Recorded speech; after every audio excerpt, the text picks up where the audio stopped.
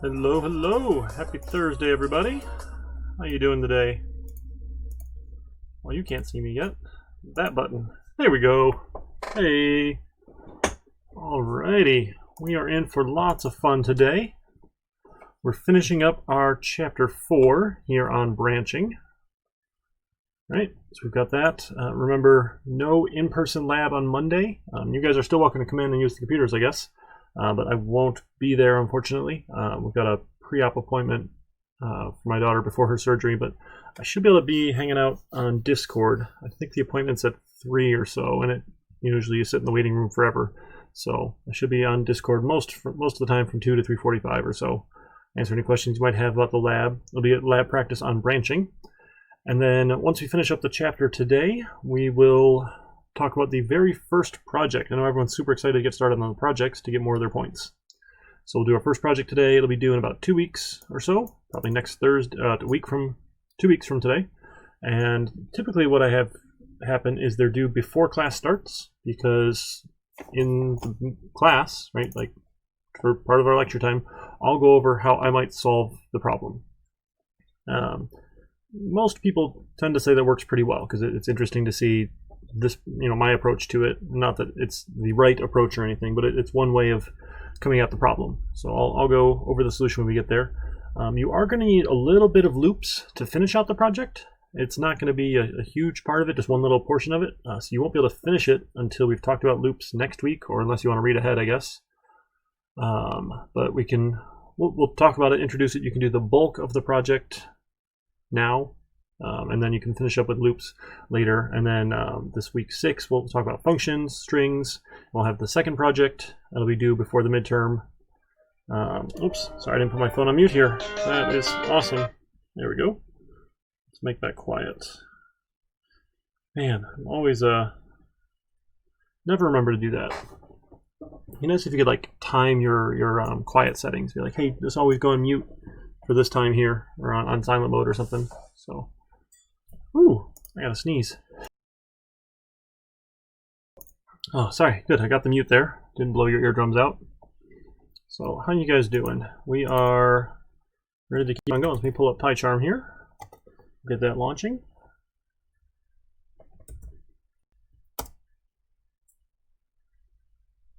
How are your other classes going, by the way? I'm curious. Is this everything all right with this online learning environment? I know it's a little crazy sometimes here, and we're making do the best we can. Any feedback you guys have would be fantastic, given we're going to be doing this again in the winter. So if things are good, give that feedback to all your instructors, and if things are not good, give that feedback too. As long as you're doing it in a constructive manner, I imagine most people would be receptive to that. And if you want to do it anonymously, I'm sure there's probably ways to do that sort of thing too. But definitely feedback is good, as we're here for you guys to learn the material, and remote is different. It's not a pure online class. Oh, your Wi-Fi? Yeah, that's... Ooh. Yeah, if there's no backup Wi-Fi, that is such a pain. Sadly, I think unless it was like a timed exam where you could only do it from 10 a.m. to noon or something, the best advice I have is to just start early for other things. But I imagine that's probably a timed exam. I'm sorry. That's no fun.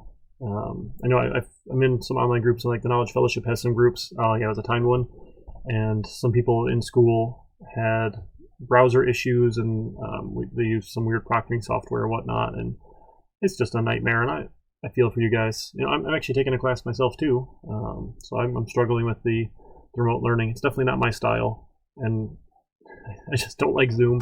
That's okay. I'm a little weird about that, but just the format is just it is what it is, and we're doing our best. But definitely feedback is good.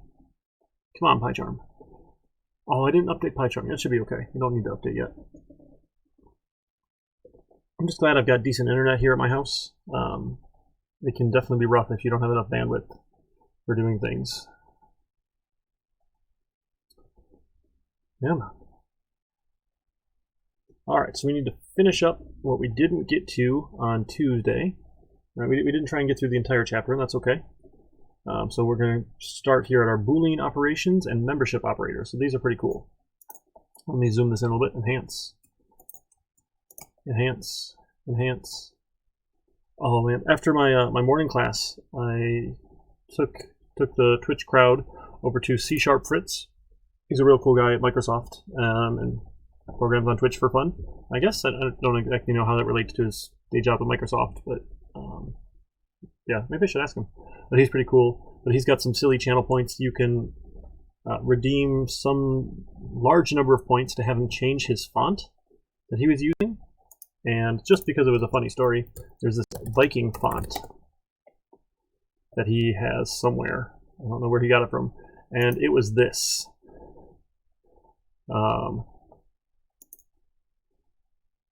It was pretty sure it was this in a code editor window. And I don't know, I was amused by it. I imagine it was kind of painful, but just the sort of funny things are just, you know, they make life interesting. So, all right, so we're going to talk about our Boolean operators. So Boolean, again, is a true or false. It's either on or off. That's what our Boolean is. And we can use Boolean values, right? We could say is ready for class.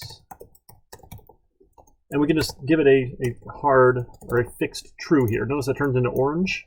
Right? And all those orange are the reserved words in Python we can't use other places. You'll see it a couple places. So we said, hey, true.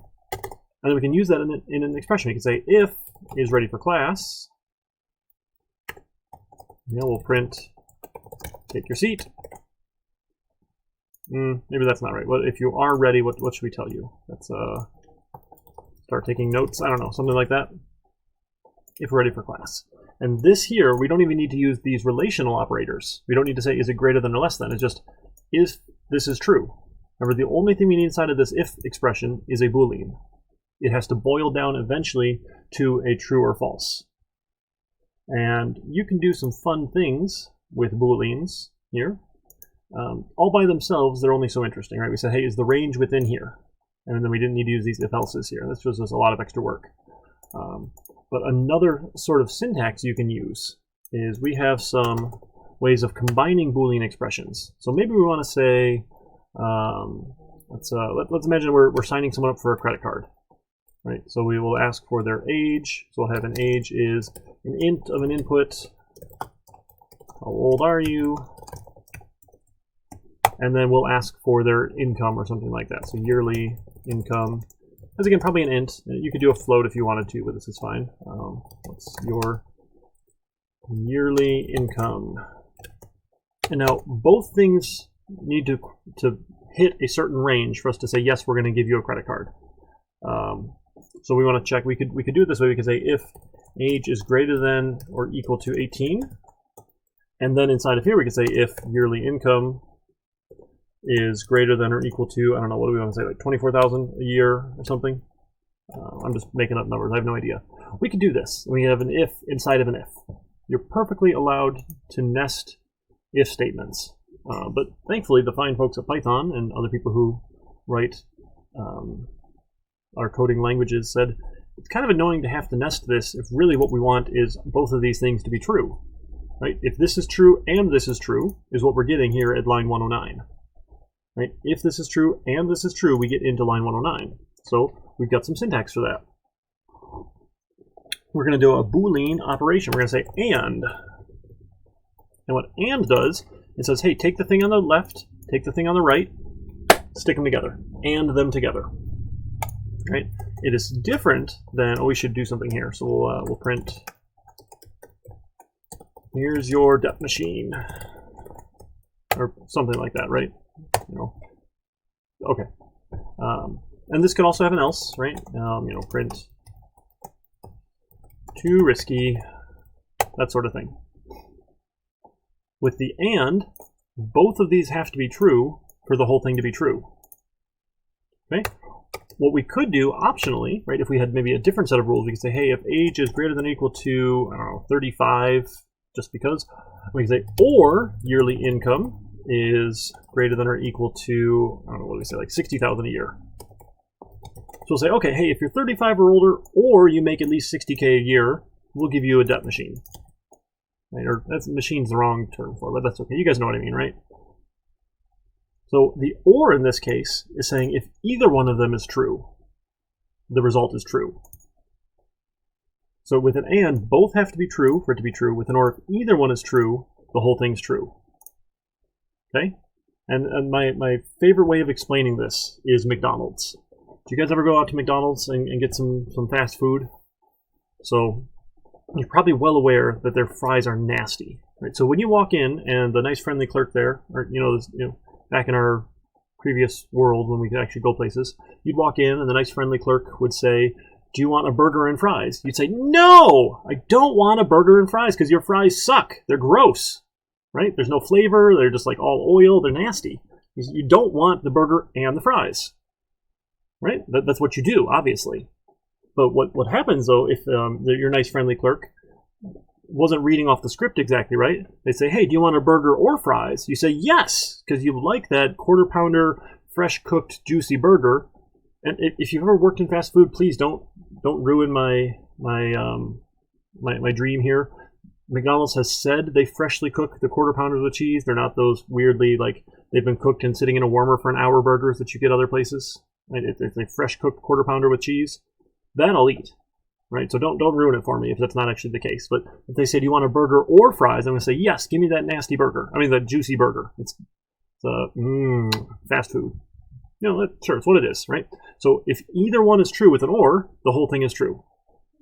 With an and, it's only true if both are true. So you're never going to want the burger and the fries, because the fries suck.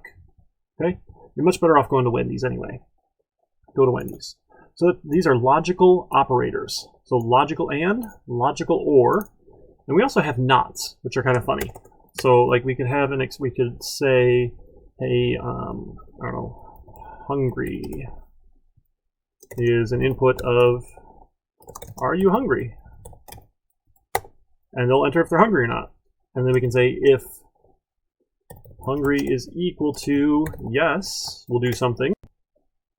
Right? We'll tell them to go eat, or that sort of thing. We could also flip it, and we could say not hungry equals yes. Now this is silly, right? Because you would usually just say not equals. Right? Does it not equal yes? If that's what you really wanted to know. But we have a logical operator which is a not. So not true is false, and not false is true. Right? It just takes the opposite. So usually we don't use it like in conjunction with these equals or not equals. Trying to think of a fun way we could use it here. I don't know. Most of the time you can just do the opposite. Like you don't always, and I tend to shy away from nots because it makes things more awkward in your code, because then you have to like take that mental minute and be like, oh wait, not that one is the opposite of it. And sure, you can use them, but if you could just write your expression differently, it's just as easy.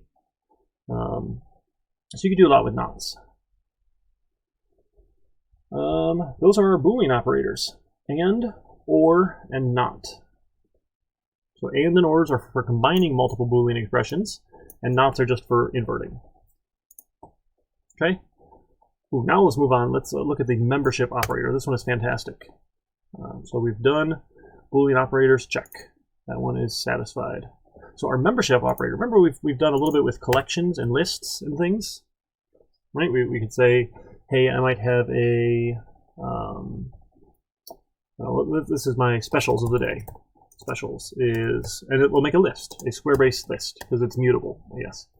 We could add specials too, we could take specials away. So let's have, what's on special today? The ham sandwich is on special today, and the turkey soup. Turkey soup, and maybe the chili. It's fall, so maybe we started our chili here. Oops, I gotta turn off those alerts. You guys don't need those. Not the battery. Okay, So a ham sandwich, turkey soup, and chili are the specials of the day. And we get to ask someone, right? Maybe the specials get a discount, right? So maybe we've got our menu is a dictionary, right? So we've got our regular menu here. So ham sandwich maybe costs $3.50 or so, and maybe our turkey soup, maybe that one usually costs $3, and maybe we have some chili, and maybe the chili is only $2, and then maybe we also have a hot dog, because why not? And the hot dogs are cheap, those are only cost $1. I should tab those in, just be consistent. And what else do we sell here at our restaurant? Maybe we sell some coffee. And coffee, you know, $1.50, because why not? So we could ask someone what they want to eat from our menu. Right, so we'll ask them what do they want to buy. So we'll get an order is an input of what do you want to buy from our amazing shop. Okay, so we'll get this list, and then we can just grab the price here, right? I think we did this as our lab exercise. We grabbed 3 of them. Here we grabbed their associated price and gave them an order. You guys got that one from your lab? Working on something like that? Now, what we do also want to check now is if it's on special, maybe we say you get 50 cents off. So we want to say if the order is in the specials. So in is the membership operator here. So if the thing you're ordering is on special, we're using this in operator, it's going to check if the value is in that collection, then we're going to give you a discount. We're going to say, we probably need like an order total here, right? Order total is my menu key of the order. Right, it's not index of, it's key of here. So this is your total cost, right? Let's grab the value associated with that key. So if you give me ham sandwich, I'll get the $3.50. If you give me hot dog, I'll give you the $1 here. So we'll get the value associated with that key. And then if it's on special, let's give you a discount. We'll take your order total, and how about we go total minus equals 50 cents. We'll say, hey, it was 50 cents off because it was on special today. And they'll print, enjoy your, I don't know what, order, your cost is, or I don't know, sure. And the order total. Okay, so something like this. So we'll say, enjoy that, your cost is this much, with another comma there.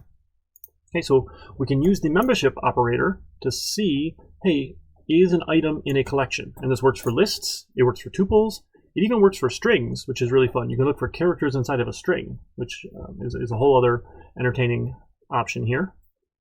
And then we can do something if it's true. If it's not in the list, sure, nothing happens, no big deal. So let's see if this works. Right, write some code and run it. Write some code and run it. Come on, run.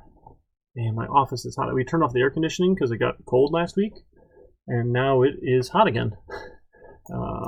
Oh, sure. 1, 1, 1, 1, 1, 1, 1.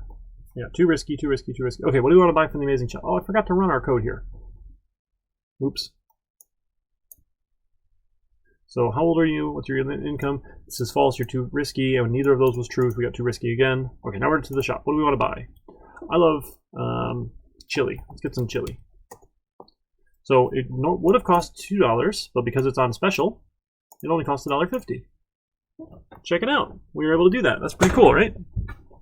So that's the membership operator. We can see if something is in the collection. Now, this one is actually kind of useful if we are checking for an order total here. So maybe I'm going to say order total starts off at 0. And I can say if order is not, if order not in menu, then we'll just print, we don't sell that. So you can use the membership operator in dictionaries like this, but it's only going to check for keys. You can't check for values. So if you ask if something is in a dictionary, it's only going to look and see if it's in the set of keys. Remember, the keys are unique, so it's a set. So otherwise, right, I'll have an else. here, I'll add to my order total. Okay, and then maybe all of this actually happens inside the else here. So if you order something that's not on the menu, we tell them we don't sell that. Otherwise, it has a price. We'll check if it's in the specials, and we'll tell them to enjoy it. Right, so now if I type something in that's not for sale, we got to do all these other ones. Let's buy a latte. We don't sell a latte. Oh, bummer, I can't get a latte? There goes my afternoon. Guess I'll just stick to my coffee.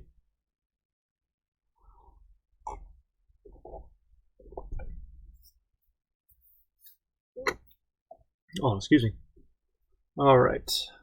So this one not is actually kind of handy. You know, we can say not in this here, which is pretty cool. There's also an is operator that is the identity operator. It's a little bit weird.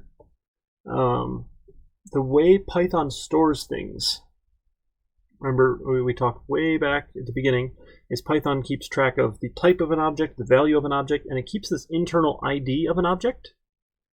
And what the identity operator is, it's the word is, but it's saying, are they the same ID? Sorry, my lighting's really weird there. Maybe if I lean forward a little bit. So if things have the same ID, then they will be is, which is just kind of funny here. So we could say, you know, name is Eric and other name equals Eric, and I'm going to print name is other name. And let's see what we get here. Go through all of our other menu junk. Right. Oh, we got a true. Name is other name. Is it the same ID? I did not expect that. Huh. Yeah, that okay. Let's go back to numbers then. Let's try 100 and 100. Let's do number and other number. That don't know why that happened. That's okay. Number and other number. Let's try this one here. 1 1 1 1 1 1 1. No, it still likes them. Huh.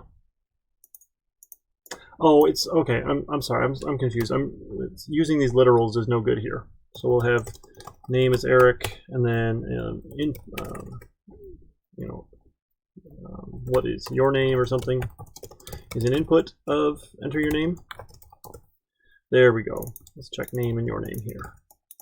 This is if we use literal values and we're like typing in, Python does some cool stuff to like save space in memory and whatnot. Let's try this here. This should be better. I'm sorry about that. 1 1 1 1 1. Enter your name as Eric. There we go. So I entered the exact same thing, but they're not the same ID. So for fun, we can print the ID of name, and we'll print the ID of your name, ID of your name. And we'll take a peek at what those look like. Eric. There we go. So the ID of name is this number ending in 504. Enhance, enhance, enhance. And the ID of your name is ending in 384. Somewhat related to a memory address. Don't worry too much about IDs internally. We don't do much with them here. Then we have another name. Is Eric. And let's take a peek at that one too. So we'll do ID of another name. Let's take a look at what that ID is.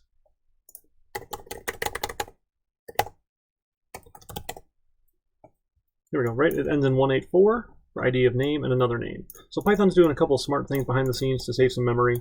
So the literals here could be equal. So is going to trick you up. Usually it's, are they the same value, the same variable? Now what we could do is we could say another name equals your name. And let's take a look and see what that one does. So let's assign this value, the value of this one.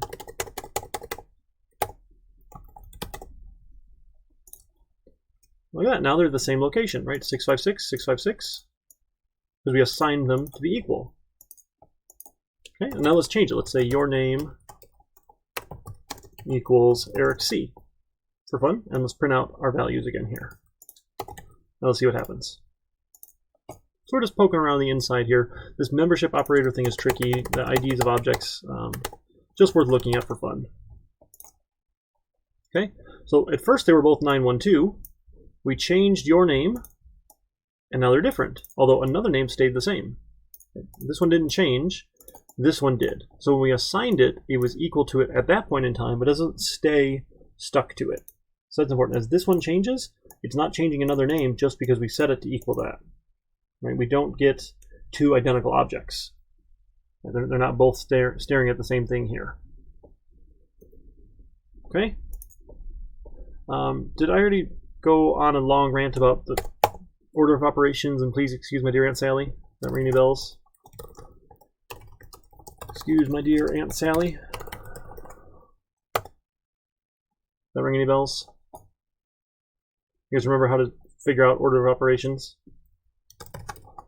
And there was this math puzzle that went around online. It was a 3, what was it, like 12 divided by 3 times 2. Does one ring any bells? And all sorts of wonderful people online said, yeah, it's parentheses, exponents, multiplication, division, addition, subtraction. And they said, you have to do your multiplication first. 3 times 2 must be 6. 12 divided by 6 is 2. And those of us who have ever done math in our lives cringe. And we say, no, it does not equal 2. Right? Obviously, the answer is 8. Right? Because there's our 8, right? Multiplication and division have the same level of precedence. Just because we say one before the other doesn't mean we do it first. Right? They have the same order of precedence. Multiplication and division have the same level. So we operate from left to right. Like, you can't say the words at the exact same time. Multiplication, division, division, multiplication. Like, you just can't do it. You have to pick one to say first because it's English. Right? But they have the same level of precedence. Same with addition and subtraction. The same level of precedence. Right? Just because we say one first doesn't mean we do it first. Right? And in here we also have modulus. Don't forget. My modulus, dear Aunt Sally. Don't forget your modulus, dear Aunt Sally. Or please excuse my modulus, dear Aunt Sally. Right? Modulus has the same order of precedence because it's a division operation. We just happen to get the remainder result instead of the, is it quotient? Is that the right math term? I used to know a lot of math. Now I don't anymore. All right. I think we're good with that one. Right? So order of operations does apply. Also to Python. Okay. You guys are doing great. We're doing really good. Our code blocks, I think I've used the word code block before. Anything indented is a block of code.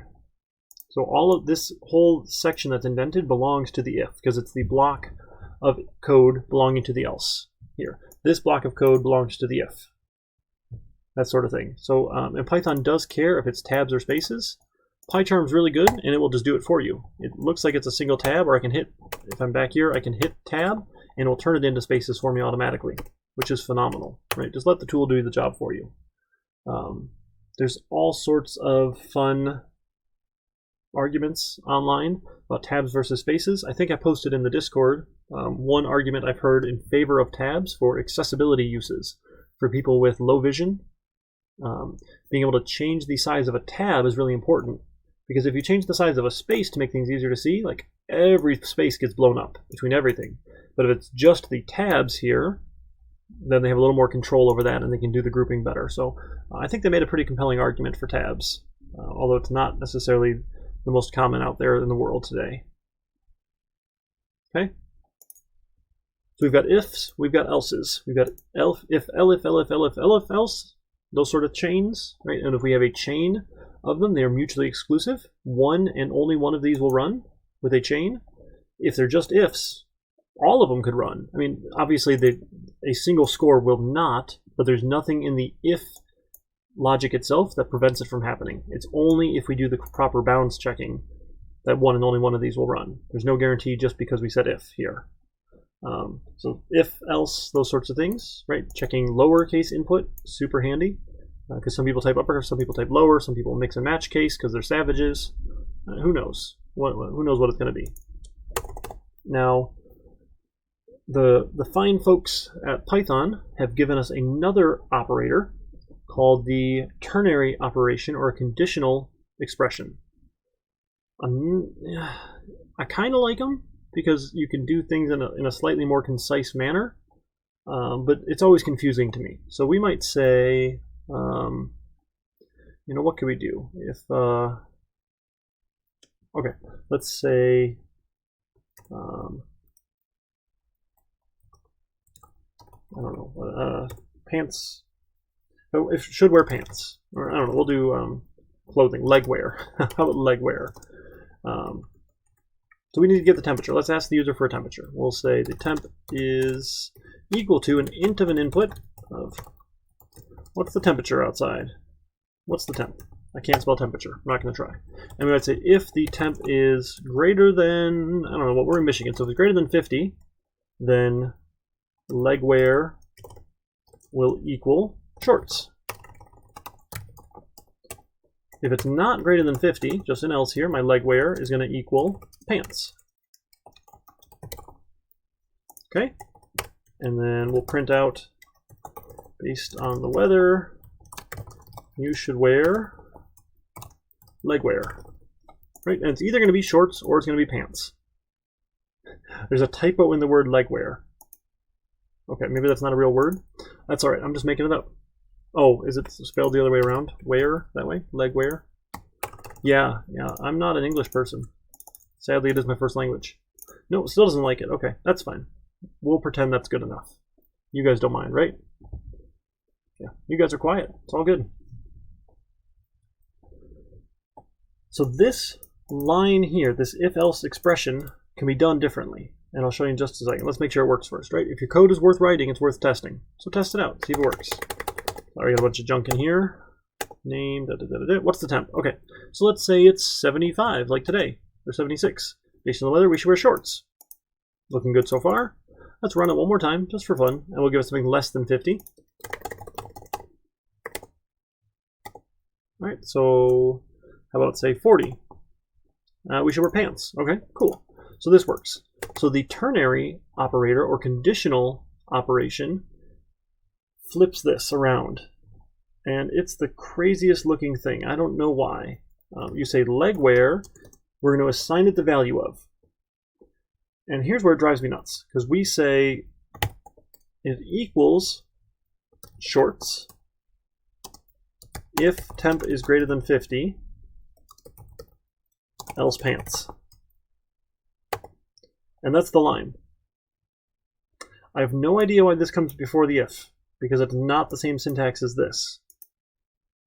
Right? We're putting an if-else on the exact same line here, on a single line. Because what we're doing is we're saying, hey, if this is true, you get this value. If it's false or else, you get this value. But it's flipped, which drives me nuts. I don't know why, but that's okay. So we'll do this instead. Here, let me just put this down here, a line. And I'm going to comment these ones out here. Oh, one too many there. Right, so I'll comment that out, and we'll just use this line here. So if it's temp is greater than or equal to 50, we get the left. Else we get the right. And that's why I hate these expressions. Like, they just always confuse me. 1, 1, 1, 1, 1, 1, 1, 1, 1, 1, 1, 1, 1. Temperature is 1. We should wear pants. Right? This was not true, so we get the else, the thing on the right. It's the conditional expression or ternary operator because there's 3 things happening. And some people love the, especially Python developers for some reason, they absolutely love this shortcut. And I always have to like stare at it funny because I can never remember, okay, this, if this happens, you go to the left, otherwise you go to the right, and it just hurts my head. So I try not to use them if I can help it. And we do a pretty good job of that this semester. Next semester, when we change textbooks, if you want to continue on into 2001, the data or Computer Science 2 for data scientists, the author of that text loves these stupid statements. And it always hurts my head. But that's okay, right? We will understand how to read it. We can take our time, but we'll never have to use it ourselves if we don't want to. Okay? That's the ternary expression. You guys with me so far? I'm going to give a quick poll here in Twitch chat. You go ahead and respond here. I'm going to ask if you're ready for the project. And I'll say, well, the first option will be no, I'm lost, and maybe meh, and a bring it on. Just go ahead and give it a vote for me there in Twitch chat. It should be up at the top of your screen, or the top of your chat window there on the right if you have chat open. Just go ahead and give that an answer for me. We got a minute for that while I drink some coffee. Dad, look at I got a miraculous ladybug game. Cool. I'm in class right now. Okay, can you show me after? I love you. We got the kids' Kindles because we got to go drive out to Pennsylvania. It's like a 8-hour drive without stops. And with 6 kids, anytime you make a stop for the bathroom or gas, it's like at least half an hour. So it's going to be quite a long drive. So we got them some Kindles, and they're all excited, which is fun. I always like new toys too. And you guys are quiet, chat. Let's see how the poll's going. Let's see. See if anyone voted. Okay, got a couple meh. Got one bring it on. Nobody's lost yet. That's okay. And it's okay to admit if you're lost. So we got 3 votes. There we go. All right, meh is the winner. All right. So we'll talk about the project, and then I'll hopefully fill in whatever that meh hesitancy is there. That sound okay? Let's see. There's a way. How do I see? I thought there's a way to see who was all in chat.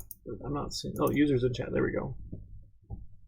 I gotta remember to start looking at your names and see if any of you are familiar. Cool. Cool. So I'm fond of projects that are at least tangentially related to the real world, or somewhat similar to the real world. So we're going to take a look at this thing I found here, because this is interesting to me. The Daily 4 Lotto. The Daily 4 is a set of 4 numbers that are picked. Right? And I'm trying to find it. Yep, repeats are allowed, but it's just a set of 4 numbers from 0 to 9. So there's no 10, right? You can get 0 through 9 for numbers here. And there's ridiculous amounts of ways to play, and I don't understand a lot of these, but that's okay. We're going to skip most of these weird ones because I just don't even know how to explain it. So we're going to do a Lotto simulator for somebody here. So let me get our thing open here. I'm going to add a new assignment. Pop it up to another screen for a second here. Make sure I don't do anything badly. Yeah, okay, this is all good. This is all good. We can do this. Pop. All right, so we're going to add an assignment. This is our first project. Congratulations. Come on, Canvas, wake up. All right, so this goes in the projects category. Now, again, the points only matter to the category itself. So don't worry that it doesn't look like it's a lot of points. Or if it's more than other things, or like labs are worth 10, this one's worth 10, don't be upset. The points only matter within the categories, right? So this is project 0. We're always 0 based. Remember, when we start indexes, when we're working with lists or tuples, or even like strings, those sorts of collections, 0 is the first index. We're always 0 based. So this is project 0, because we're funny, right? So we're going to build a little Lotto simulator. Build a Daily 4 Lotto simulator. There's a link for it. So we're going to pick 4 random numbers from 0 to 9 as the winning ticket. Or winning numbers, right? It's not even a ticket, just winning numbers. Right? And then we'll ask the user if they want an easy pick, where the computer picks for them. You generate numbers for them, or if they want to pick for themselves. If they pick themselves, only allow them to enter values 0 through 9. So I'll show you how. This is like a input validation loop. We'll talk about that next week. Don't worry about it for now. Just for now, you can just let them enter numbers, and we'll assume they'll give you the right things. Next week, I'll show you how we can make sure we only get a 0 through 9, which is cool. Hey, that's part of the fun, right? We did random, right? I'm not making that up. Let me double check our GitHub here. 1501, fall 2020. There we go. Let's take a peek. I think we did random. Didn't we do random? Or maybe we didn't. Yeah, we did random, right? In types, perfect. Oh, no, that's not. That is the wrong random stuff. Okay, I will show you here how to use random. So what we do, you go to the top of your file, just like you would import math. You'd say import random.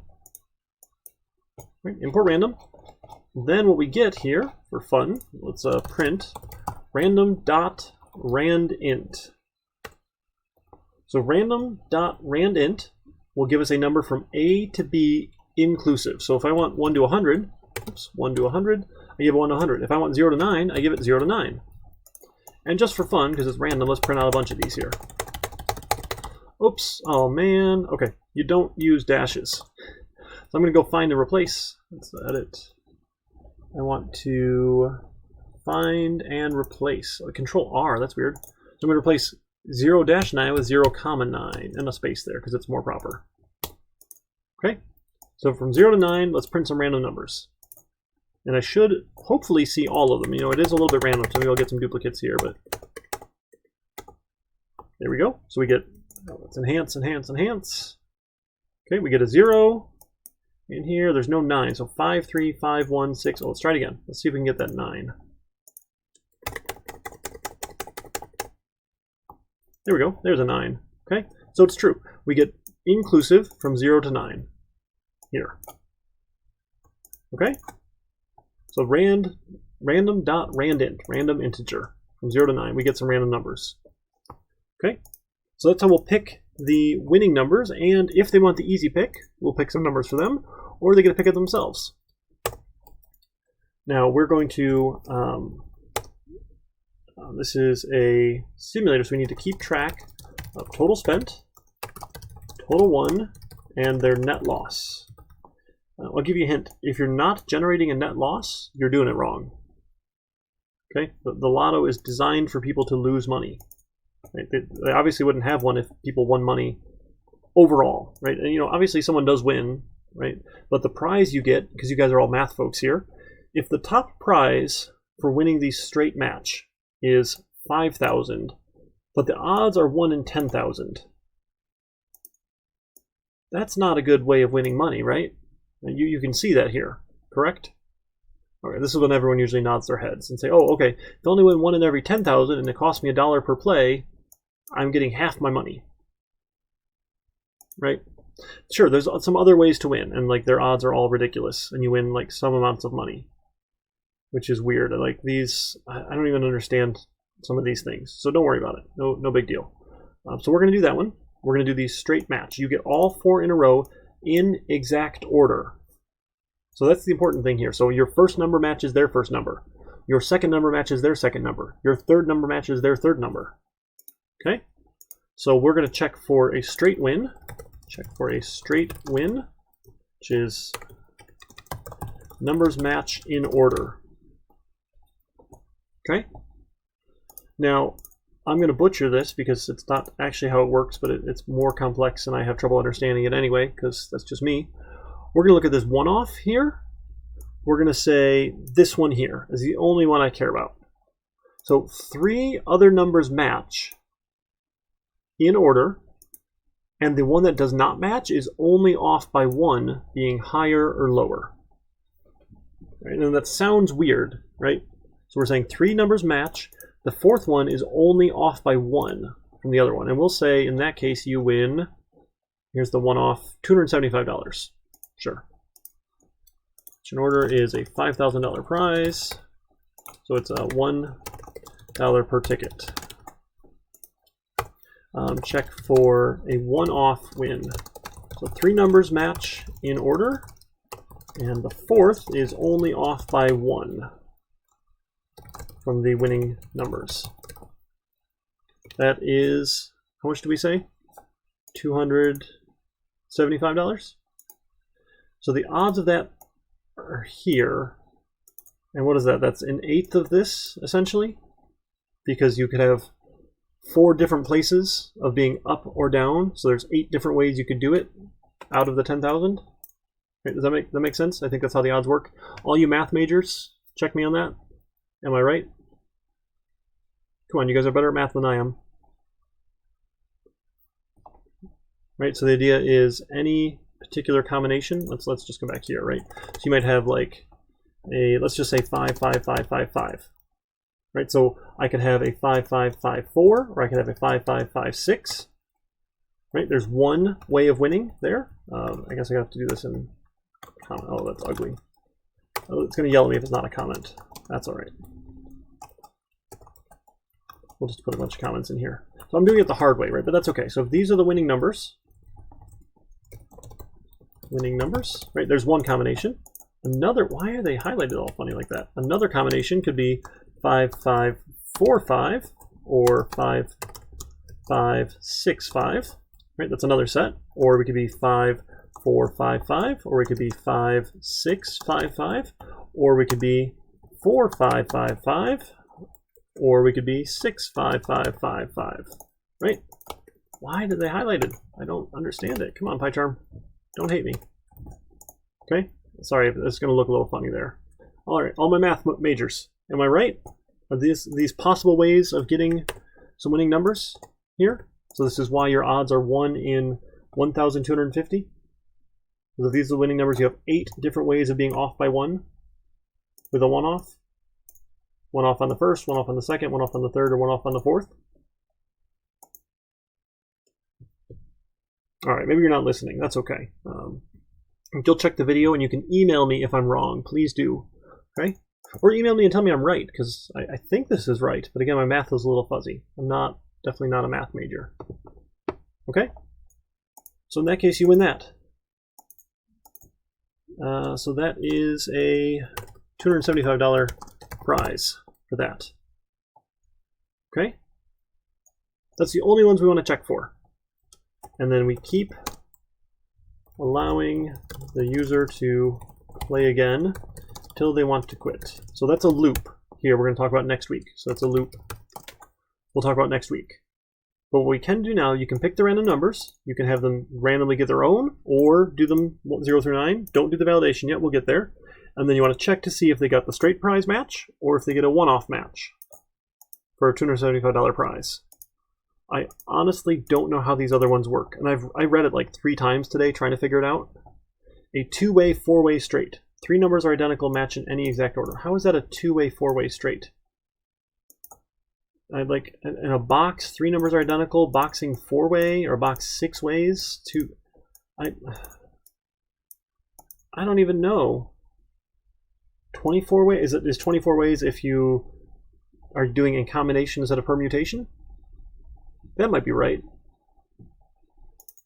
Because then you can have 3 different numbers for the first instead of the match, and you can have 2 different numbers for the next, and then 1. No, that doesn't even give you 24.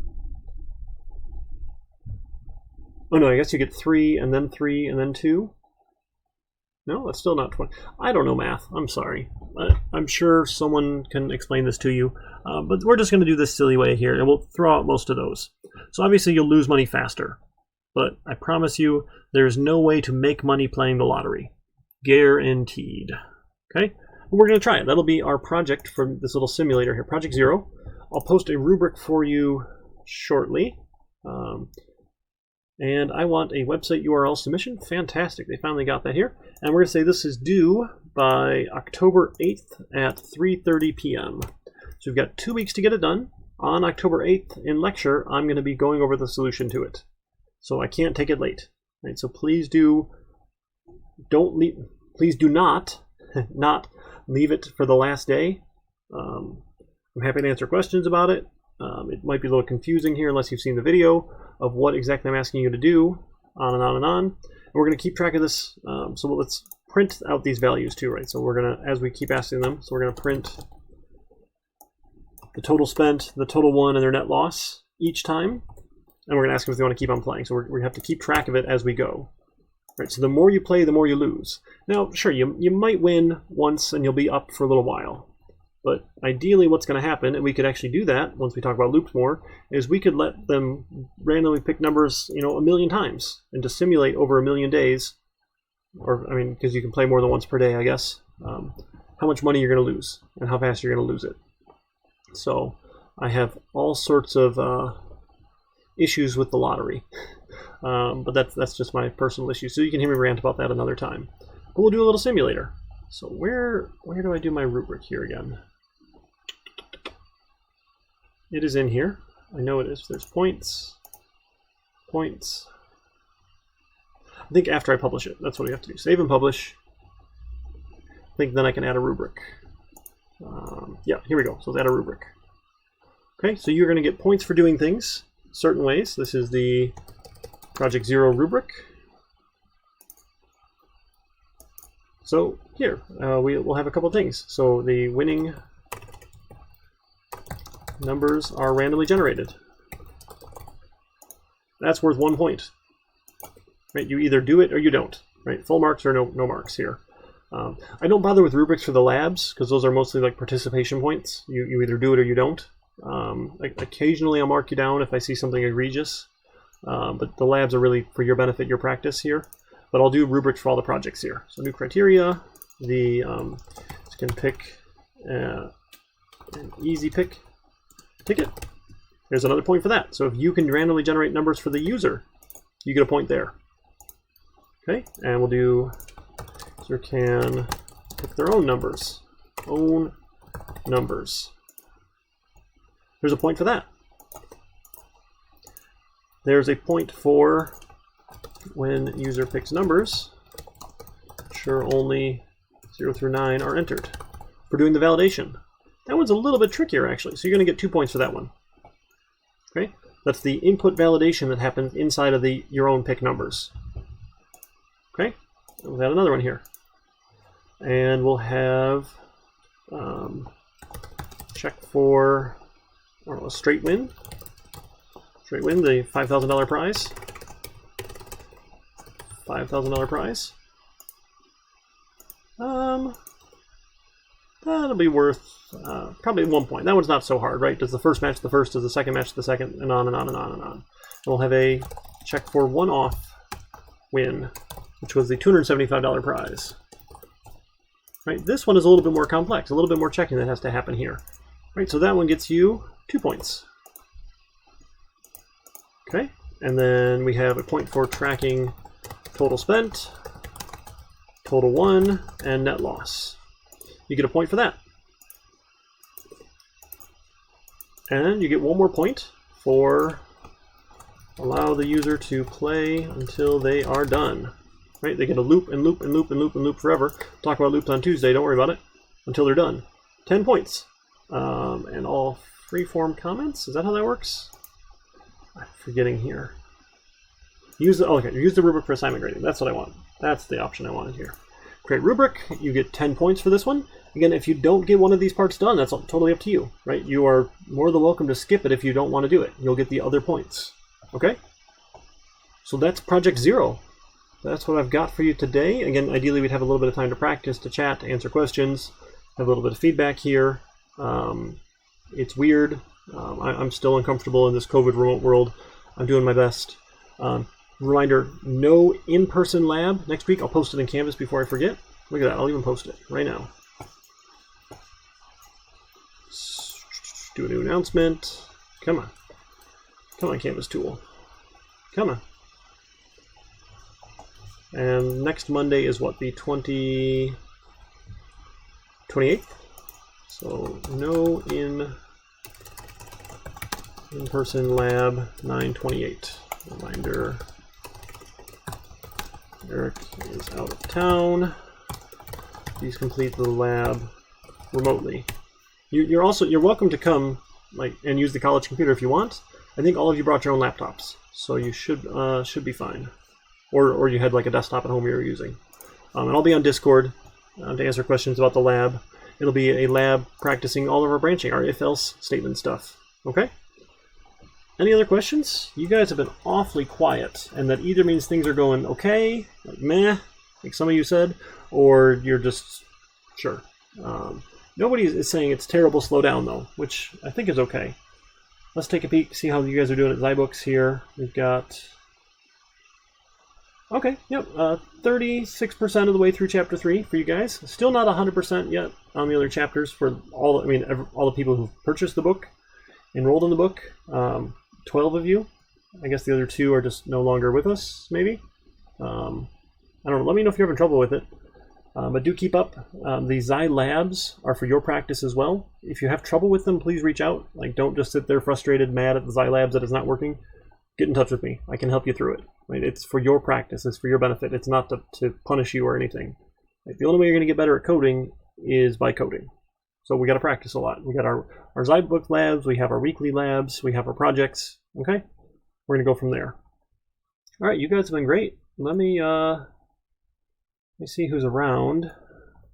And we could go raid somebody for fun, and then I'll hang out in Discord and I can answer questions if you guys are so curious. Who is around here? Ooh, did we already try raiding Dr. Young with his Science of Colors? He's really cool. Dr. Young's lab. Maybe we did already, I forget. But we can go over there. Yep, looks like it's going to take us. So if you don't have any other questions, feel free. Have a good afternoon. Have a great weekend. Find me in Discord, text me, email me, call me. Get in touch if you have any questions. We'll go from there. Take care.